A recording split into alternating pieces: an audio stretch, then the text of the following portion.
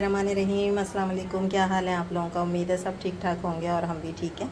और मज़ेदार सी आपको डिश नज़र आ रही है। मैंने आपके लिए बनाई है ड्राई फ्रूट की बर्फ़ी, जो कि इंतहाई लजीज़ है और हेल्दी भी है।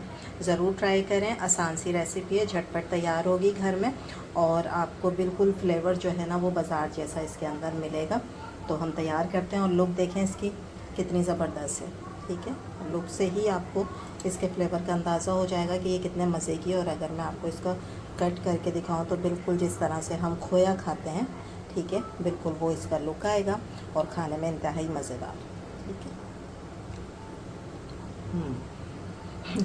तो तैयार करना है, झटपट से शुरू करते हैं अपनी ड्राई फ्रूट की बर्फ़ी। जी, इसके लिए क्या करेंगे कि 1 कप लूँगी मैं शुगर।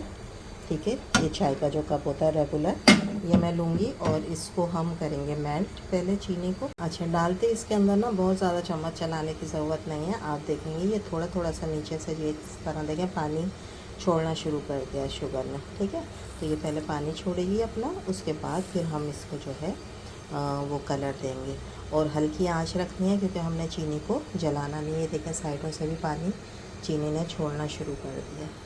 जब चीनी इस तरह से मेल्ट हो जाएगी और हल्का सा उसके ऊपर कलर आ जाए, फिर मैं इसके अंदर थोड़ा थोड़ा करके डालूँगी मिल्क। और ये मिल्क है तकरीबन 1 लीटर। ठीक है, और मिल्क डालते ये देखें इस तरह से ना, ये आपको लगेगी कि ये तो शायद नरम नहीं होगी, लेकिन ये दूध के साथ ना आहिस्ता आहिस्ता ये सारी जितनी भी कैरेमल हमने बनाई है ये इसके साथ डिज़ोल्व होती जाएगी।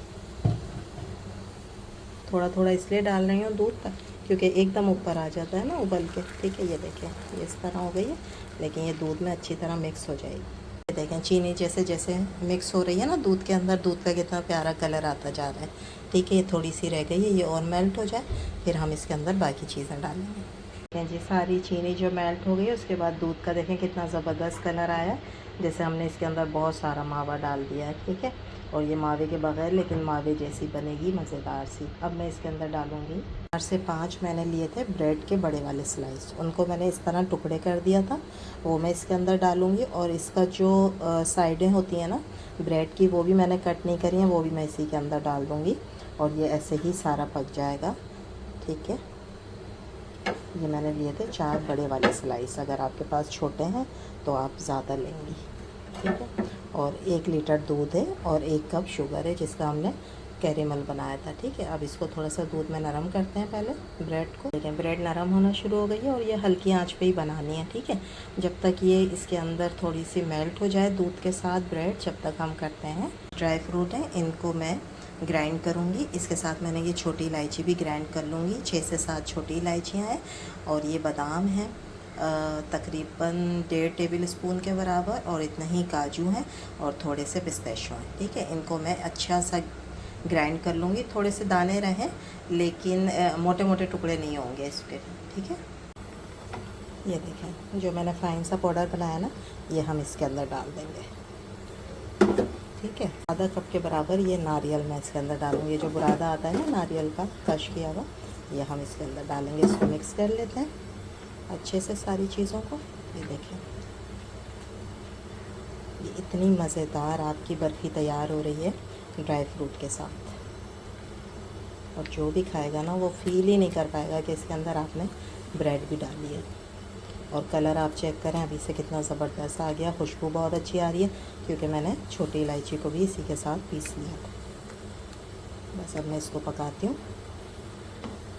अब इसके अंदर मैं क्या करूँगी, 1 से 2 टेबल स्पून में डालूँगी घी। एक तो शाइनिंग भी आ जाएगी बर्फ़ी के ऊपर, और अब जो है जब ये भुनना शुरू हो जाएगा ना तो ये पैन छोड़ देगा। ठीक है, तो उसके लिए हम थोड़ा सा इसके अंदर डालेंगे घी ताकि ये अच्छा से एक जगह सिमट जाए। ये देखें ये सिमटना शुरू हो गई, पैन को इसने छोड़ना शुरू कर दिया।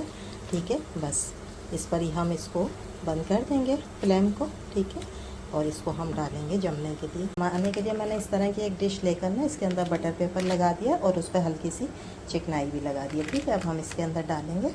ये देखें मैंने इसमें निकालने के बाद ना ऊपर से थोड़े से इसके अंदर पिस्ते जो हैं वो गार्निश के लिए डाल दिए। आप कोई भी ड्राई फ्रूट डाल सकते हैं। अब हम इसे ठंडा करने के लिए छोड़ देते हैं काउंटर पे तकरीबन 1 घंटे के लिए, फिर उसके बाद इसकी फ़ाइनल लुक आपको दिखाएंगे।